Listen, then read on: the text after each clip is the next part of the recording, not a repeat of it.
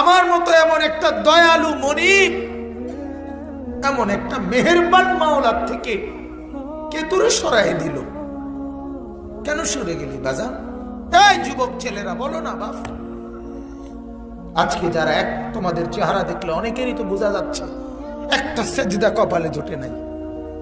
এখানে অনেক ছেলে আছে, এখানে আমারে বললে আমি দাঁড় করাইতে পারো, আমি চেহারা দেখলে বলতে পারো। নামাজ যারা পড়ো নাই, বলো না বাপ, আল্লাহ কি অপরাধ করছে?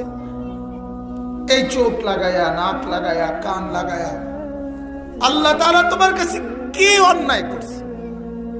বলেন, আপনার বিবিকে বলেন, আপনার ছেলেটাকে বলেন না বাপ,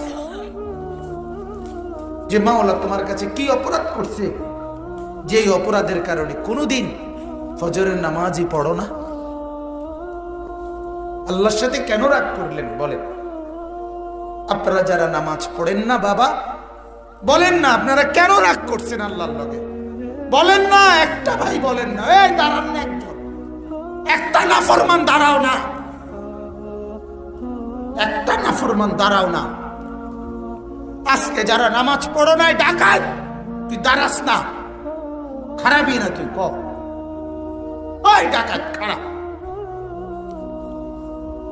দাঁড়া তুই বেটা। কি বলবি বল, কি কারণ হইতে পারে নামাজ কেন পড়লি না? আল্লাহকে সেজদা দিতে নারাজ কেন বল বেটা?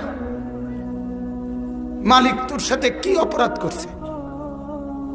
কি রে বেটা, সারাদিনে বিড়ি খাও, লজ্জা করে না?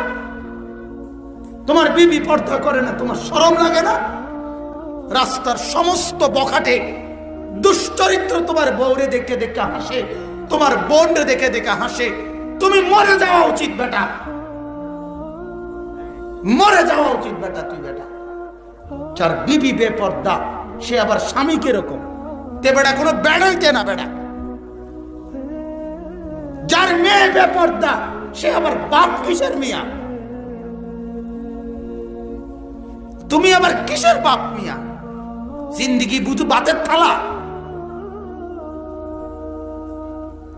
বলেন, আমারে মাফ করবেন, আমি শক্ত হলেও কিছু করার নাই, আমার আবেগ আমাকে বলতে হবে।